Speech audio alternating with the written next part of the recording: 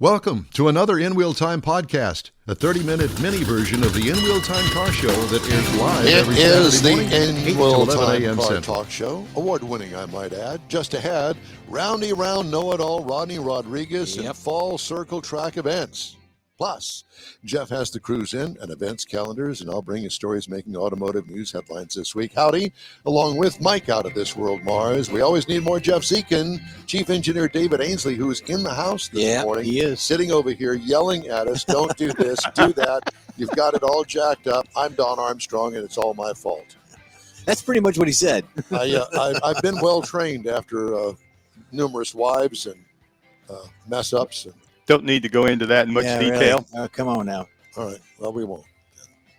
Good morning, Mr. Mars. Howdy again. So for those that are just now joining us and going, wait a minute, they don't have the license plates on there. And it works. They don't have the muscle car thing on there.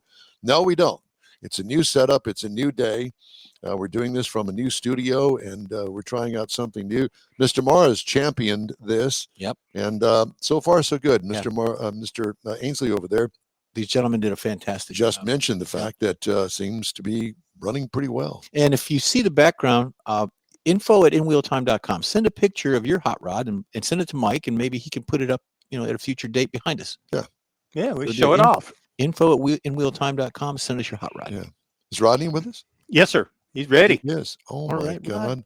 Ladies and gentlemen, Hubba. here he is, Mr. Dirty Air himself. Ladies and gentlemen, Rodney Rodriguez. Where in the world are you? Why is it so dark in there? Is it nighttime where you are? Cell block E? Pretty much. This is actually my home studio, but I don't have any lighting on, so a little calmer. Man, look at you guys, man. That's some fancy stuff you got. Yeah. What do you have, like multiple suites there or something? Yes, we do. Absolutely. Multiple suites. Top Mr. Mars has the Neaterville suite. And we have the You'll see sheep and goats running by in a minute. That's right. Right there on the beach where Mr. Mars is. I love that, man. Congratulations. Yeah. How you been, brother?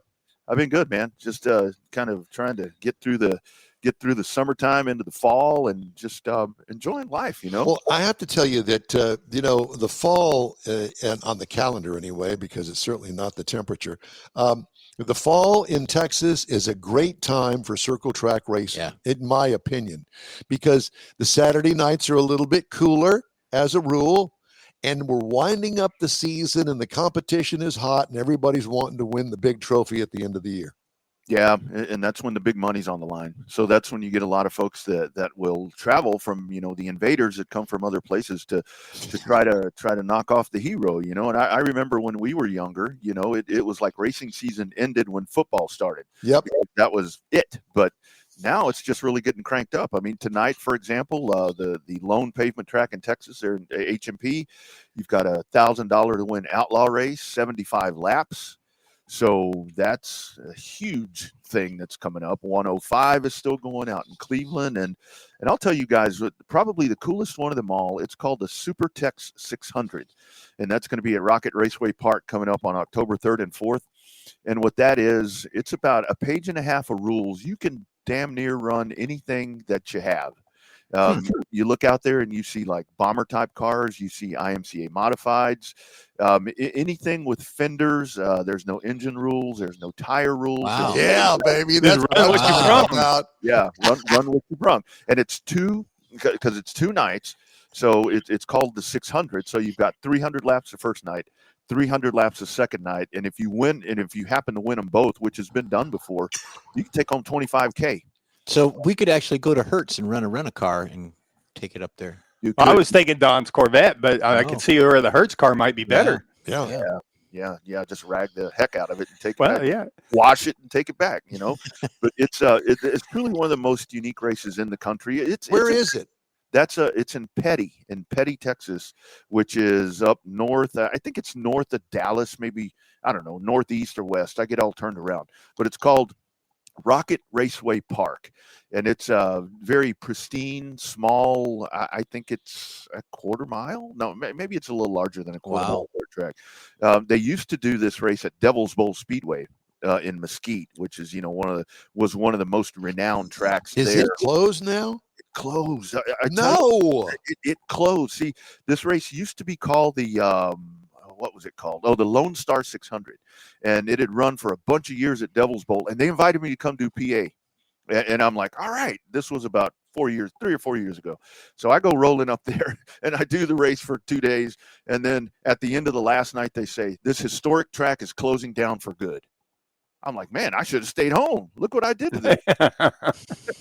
Man, I am so sorry to hear that. And that seems to be the trend these days. So what does a racer do? I mean, once you're a racer, you're always a racer, and you've got that in your blood. And now you have to pull your car, halfway across the state of Texas, which could be 1,000 miles to get to a track. That's where we're fortunate here that there are so many dirt tracks, and to get them all in the same rules package is the other problem. To where you would think that would be a simple concept and be really good for business, but you've got probably 2 different sanctioning bodies, and then you have one class of car that's just exploded, and it's got 3 or 4 different sets of rules to where guys can just, and that's these $5,000-$10,000 factory stock shows that I was talking about the last time, to where these guys come in and it's, if they could get on the same page, because what you have now, you have a nice balance with everything up in DFW, and then you kind of have the isolated central tracks, which I would call like 105 out y'all's way, and Cotton Bowl Speedway in Page, which is closer to me.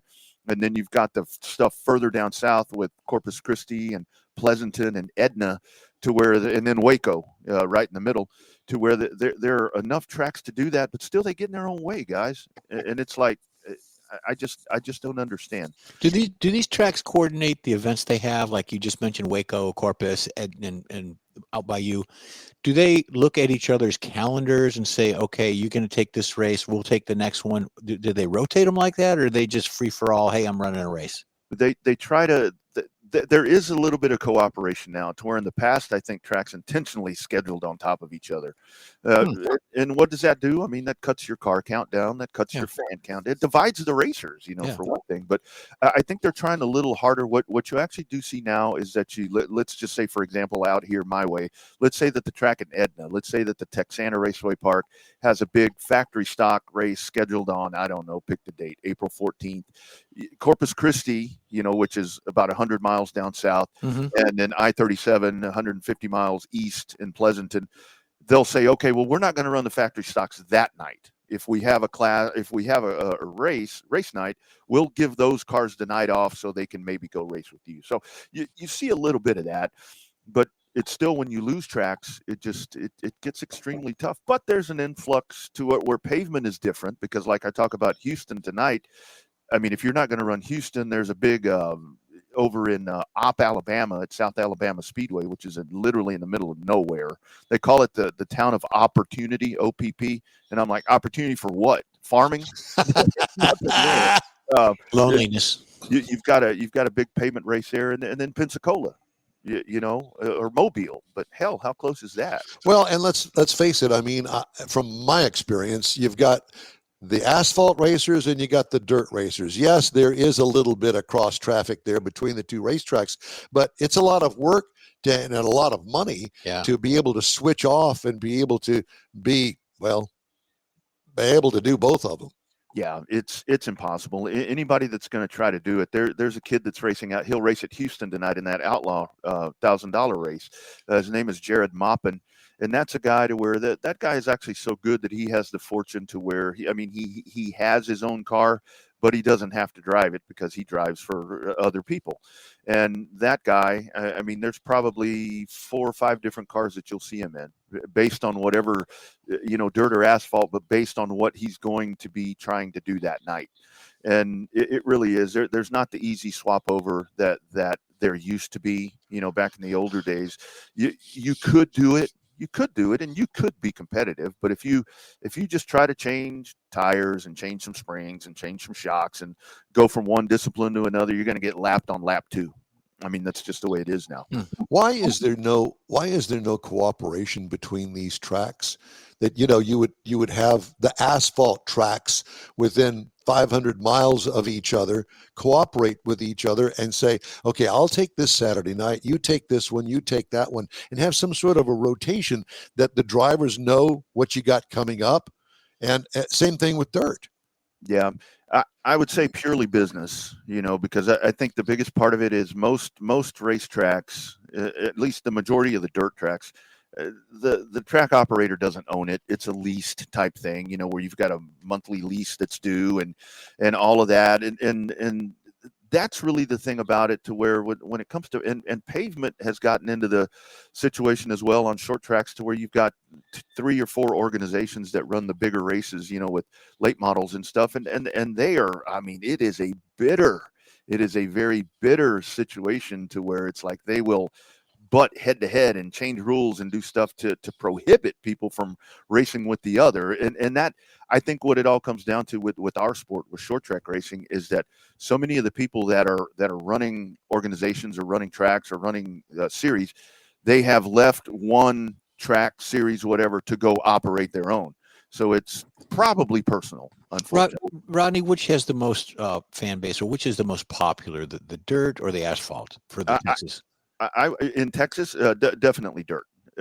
Definitely dirt. Dirt is the king around here, to where it's very regional, to where I would say about where you find some of the equal would be in the northern parts of the country, to where dirt and pavement are both extremely popular and extremely a different environment, guys, where they race. Here in Texas, we struggle to get a good crowd on a Friday and a Saturday. Mm-hmm. These guys race on Tuesday and Wednesdays, and the place is full, and they start at 5:00.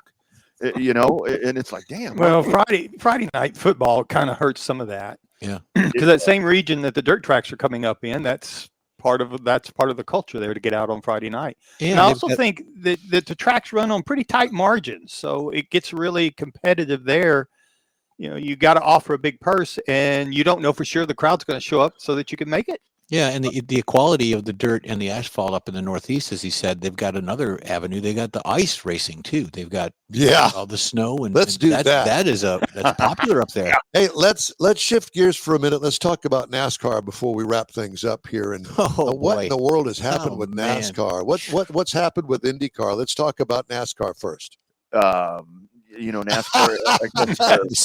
There was a little bit of a hesitation on your part. How long do we have? We're going to have the Jerry Lewis telethon if we want to. That's right. But it's like NASCAR and I get the diversity with what they're trying to do with schedule changes, and I'll tell you, I totally understand the reason of going to this car, this next gen car, Gen 7, whatever it's called. But it has totally destroyed the competitiveness of the Cup Series, because the car is just, we talk about this on Revved Up all the time, to where the car is just too smart and the car is too good. Whatever, there are very small adjustments that you can make to it, but the car will absolutely run well on any track that you put it on. It's a sports car. This is a sports car, what they're doing. And the hot topic right now is the point system. Mm-hmm. You have Joey Logano that wins last year and actually got his way into the playoffs based on somebody else's misfortune and wins another championship. And now it's like, change the playoff system back, or a lot of people want it to go back to the 36 races. Whoever's at the end of this is the champion. Absolutely. And that's a great way to do it. The playoffs, I think, builds a little bit of intrigue to it as well. But the bottom line is to it. I was talking about this to somebody the other day, to where I just think with the Cup Series, there's just too many races right now. And I get that markets want this product, but when you look at it, what is football? 20 weeks, 24 weeks, whatever it is.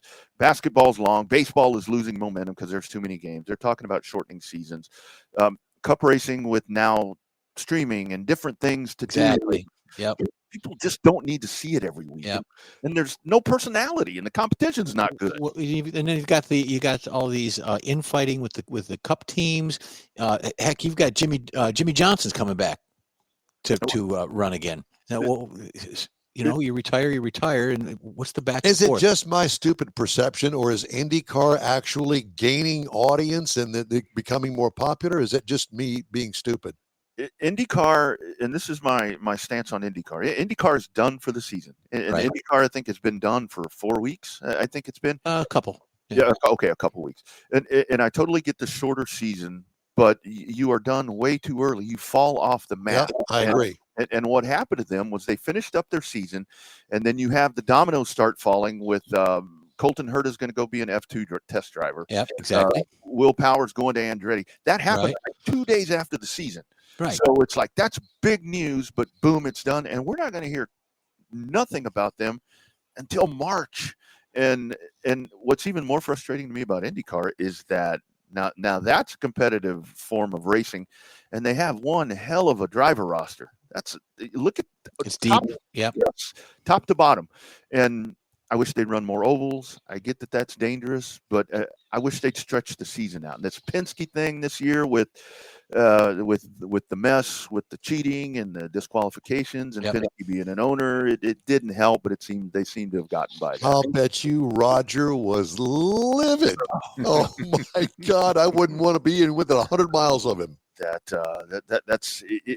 was a really weird time where I'm sitting here looking, and it's like when I think of Roger Penske, I think of IndyCar, and I think of CART and all of those great Indianapolis wins and so forth. But it's like at that point, when you think of Penske, you thought of NASCAR, because it's like the only thing that they were doing well at the time. And Yes. that Will Power leaving Penske is pretty heavy and pretty massive, because that's kind of like a staple right there. Yeah. Will Power's he's previous champion. Absolutely. Rodney, it is always great to talk to you, my friend. We need to do this more often on a more regular basis. Hey man, you guys just let me know, because if I'm on the road, I can take this crap show with me and travel. So, I do this in hotels a lot, where I'm doing these kind of things. And a funny story before you guys cut me loose. So a few months back, where was I? I don't remember. I was up in DFW somewhere, and I was sitting here and I was talking and whatever. So it was about a 30-minute hit. And I go walking out of the hotel room, and one of the ladies there that's working, she kind of peeks her head out from the door of the room next door, and she's like, "Is everything okay in there?" I was talking to myself. Cool. Gotta love it. We're going to send you a flashlight. There you go. That's it. Roddy, it's great to talk to you, my friend. We love you. Thank you so much for joining us today. And take care. Let's talk to you before the year ends. Absolutely. You guys be well. Take care. Thanks, Thank buddy. you. Appreciate you. Hey, coming up, Jeff has the cruise in and events calendars, and I'm going to have the stories making automotive news headlines this week. Stay with us on the award-winning In-Wheel Time Car Talk Show. We continue after this quick break. You own a car you love. Well, why not let Gulf Coast Auto Shield protect it? Houstonian John Gray invites you to his state-of-the-art facility to introduce you to his specialist team of auto enthusiasts. We promise you'll be impressed. Whether you're looking to massage your original paint to a like-new appearance, apply a ceramic coating, install a paint protection film, nano-ceramic window tint, or new windshield protection called ExoShield, Gulf Coast Auto Shield is where Houston's car people go. Curbed your wheels? Instead of buying new, why not have them repaired? How about a professionally installed radar detector? Gulf Coast Auto Shield does that too. Get a peek inside the shop and look at the services offered by getting online and heading to gcautoshield.com. Better yet, stop by their facility at 11275 South Sam Houston Tollway, just south of the Southwest Freeway, and get a personal tour. Gulf Coast Auto Shield is your place to go for all things exterior. Call them today, 832-930-5655 or gcautoshield.com. The award-winning In-Wheel Time Car Talk Show now reaches 5.3 million folks each year. Check us out on InWheelTime.com, the Odyssey Radio app, YouTube, Facebook, and just about every other entertainment source out there, including our live broadcast every Saturday, 10 to noon Central Time. The In-Wheel Time Car Talk Show has informative automotive guest interviews, new car reviews, along with popular features including Jeff's Car Culture, the latest new cars, cruise-ins, and racing dates. It's InWheelTime.com. Join us. Hey, be sure and join us for our live show every week. In-Wheel Time airs Saturdays, 10 to noon on Facebook, YouTube, and InWheelTime.com. We thank you very much for joining us today. Again, it's our new setup. Mr. Mars is in Neederville. We're over here in Houston, and we hope you like our new setup. I like it. I'm glad that you do. I Jeffrey. do. I like it. Remember, and thank you, David Ainsley, for David. coming out here a dozen times, and Jeff and Mr. Mars is doing a fantastic job. We still have some little glitches here and there. One of them, a big one, was mine, and I apologize for that, but we're getting through it. All right, time now for the cruise in and events calendars. Jeffrey Hinton. Super Cruise in Silsbee. It's September 27th, 8 to 4. It's at the Kirby Memorial Football Stadium at 1005 North 7th Street in Silsbee. Be there, be square. This event, Silsbee in a long time. Yeah, this event set to offer spectacular car show experience with all proceeds going to benefit local charities, which we are all proud to help out with. It includes a variety of classes, sponsored awards, free T-shirts provided by all registered cars, array of food, and all that good stuff. So check it out. It's down in there, Silsbee. The next one we have, Don, you'll like this one, and David, you particularly Fun Buns 4th Saturday Cruising. Fun buns. Does that Fun mean you have buns. to have a man bun? Well, Jeff, you're not a luck. No, I'm out. Yeah. 27th from 11 to 2. So Fun Buns is at 15,000 Texas 46 in Spring Branch. Fun Buns 4th. It's the 4th Saturday. Welcomes automotive enthusiasts, food lovers. Enjoy the showcase of cars, trucks, and hot rods. So it is a reoccurring event. So take your buns out there and have fun with them. Brazoria County Cars and Coffee, September 28th. It's a Sunday, 9 a.m. to 11 a.m. at 221 Parking Way Street in Lake Jackson, Texas. Parking Way, not far from here. It's a nice place. So it's the Brazoria County Cars and Coffee, set to take place in Lake Jackson. Attendees are invited to gathering at 9 to 11. There you go. I feel like I need to hunker down here with you. Let's hunker down. Let's do that. I got let's one see more. what You want to got read over this here. one? No. This one is Hallettsville on September 27th. Hallettsville, This right down the road. Comes from our folks at Hot Rod Tour of Texas. Bobby posted this. It is a Kalachi car show, Kalachi Fest. So Mars, that's You right know, up your alley. I'm telling you. I was thinking though the Fun Anything Bun with run. wieners in it, that would be you. wieners and buns. That's next week. Wieners and bun. Yeah. But anyways, check it out. It's in Hallettsville. It is a Kalachi festival going on down there. So You on know- the Fun Buns, Don, you Yes. can get your assless chaps out and fit right in. Oh, He said the He's- word yeah. ass. like chainmail, perhaps. Chainmail.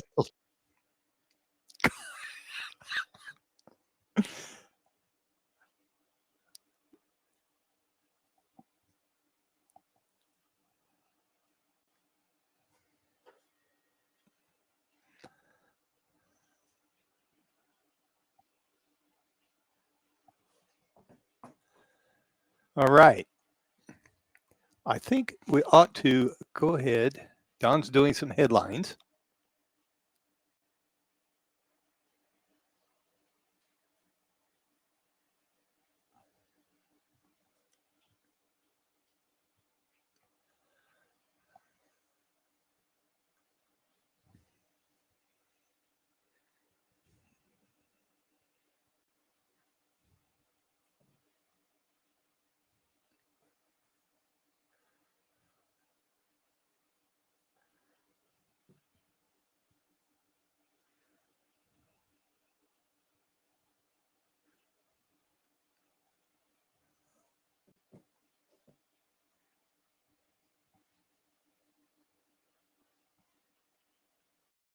The Tex-Mex dining experience is defined by Lupi Tortilla, your destination for Texas's best beef fajitas and frozen margaritas. Since 1983, Lupi Tortilla has served authentic and time-tested recipes made with the freshest ingredients. Atmosphere is part of the award-winning experience at Lupi Tortilla, all developed in a little house near Highway 6 and I-10 in West Houston. Visit any of the Lupi Tortillas and you'll see the same attention to detail in each and every location. Start your Lupi experience with queso flameado and guacamole, along with a classic frozen margarita. Dine on famous Lupi beef and chicken fajitas, or pepper shrimp brochette, or a fish or vegetarian entree, and finish with a scrumptious flan for dessert. Find Lupi Tortilla in Houston, College Station, Beaumont, Austin, San Antonio, and Dallas-Fort Worth. There's a Texas location near you. The recipes are authentic and time-tested. The ingredients always fresh. Lupi Tortilla, he's pretty good. Apple or Android, In Wheel Time podcast can be found everywhere, on the stream and through downloads. Whether you're on the road or at home and jonesing for a different kind of car talk show, give In Wheel Time a try. Honest new car reviews, fun, informative interviews with real car people, weekly automotive news, features like Jeff's Car Culture and Mike's Driving Destinations, all on In Wheel Time. Check us out on SiriusXM Podcasts, iHeartRadio, or while you're shopping on Amazon through Amazon Music. InWheelTime.com has a list, and we know you love lists. All right, and we're back again. I think we've got our little sound problem corrected, and we're working on that. So Jeff and Don will be right back with us. David Ainsley's over there working on it, trying to get that problem resolved. Want to tell you about what we got coming up in the rest of our show and coming up in the next hour. We've got, of course, we're going to have our In-Wheel Time segment, and this is where we're going to talk about the story of the week. We're going to be doing the Hemmings, what it sold for. We've got a lot of cars that we're going to go through on that, and hopefully we'll get everybody's input on how we can figure out what these cars sold for. And then we've got coming up after that, Andy and Mercedes Lilienthals. The Lilienthals are back, and we're going to be talking about their recent event, the Alcan 5000.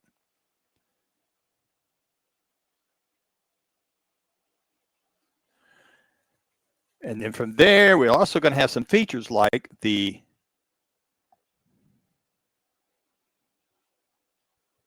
let me give David a quick message here. We're going to be talking about our features. Jeff's going to have the racing calendar coming up. And then we're also going to have, which is sponsored by the Texas Muscle Car Club Challenge. Now, they're coming up to the end of their season, their racing season here in the near future. And so we're going to be talking to them, I believe, in 3 weeks. We're going to be talking to the president, and he's going to be telling us about their year and how they're wrapping things up into their championship event. From there, we've also, Don's going to have some more news headlines, and we're also going to be talking about auto history. And we've got several things in auto history. We kind of go through that each week to kind of get a view at, the car industry's changed a lot in the last 100 and 200 years or so. And it moves pretty quick. Some of the things that we find that we talk about in 1 week, like Henry Ford, a very popular person in the automotive world, but he would do things and then it might show up a year later.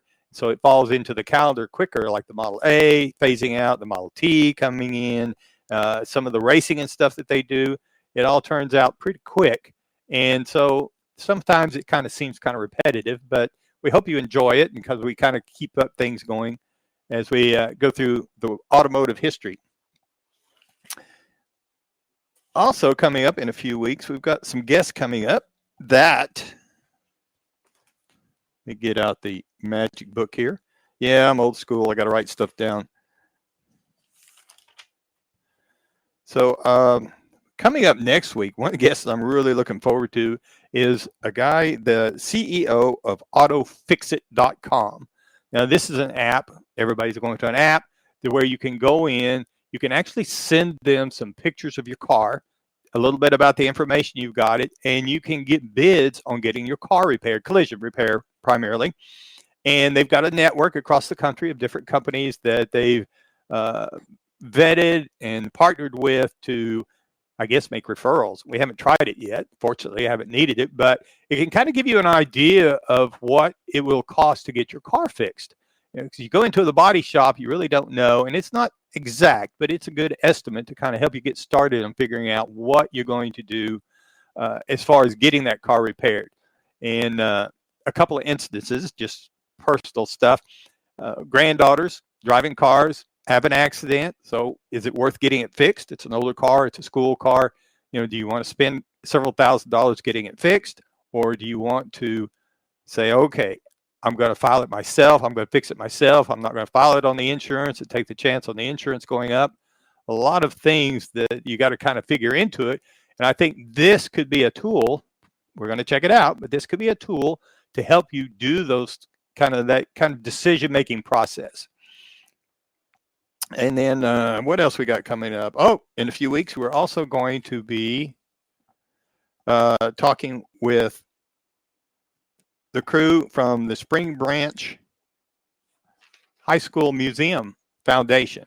Now, this is a remote that we're going to do. We did it last year out at the high school, and they actually have a museum there in the Spring Branch that it's in the school, one of the school buildings, and it's pretty amazing when you walk in there and realize that this is 30, 40 years worth of history. They've got their old band uniforms. They've got newspaper clippings from students that have gone off. And it really didn't mean anything personally to me as per se. I didn't go to school there. But I happen to think, well, what if my school would have done that? My grandkids coming up through school now, what if they had a chance to go see some of these things from, the state football championship back in the 50s? And, some of the bands, the band students could look back and see what the old band uniforms look like and how things kind of changed over all the years, as well as all the awards people have won. So it's kind of it's a unique deal, and it's a fundraiser. It's kind of a weekend thing. We're going to be there for the car show Saturday morning, and that's on October the 18th. and you're going to get more information. We'll have the flyers up next week and start helping them to get ready for that show. And I don't think that we need any of that. Well, maybe not. I know. Well, we're back, Mr. Mars, and sorry, we had a computer issue here. David has fixed that, but it's time for us to start the second hour, if you don't mind. Are you ready to do that? Let me flip the page here. Yes, sir. All right. Well, anytime you're ready, let's start it. All right. Well, you got the magic button. I do have the man. That's it for this podcast episode of the In Wheel Time Car Show. I'm Don Armstrong, inviting you to join us for our live show every Saturday morning on Facebook, YouTube, Twitch, and our InWheelTime.com website.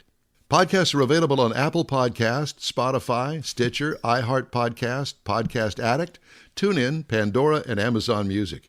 Keep listening, and we'll see you soon.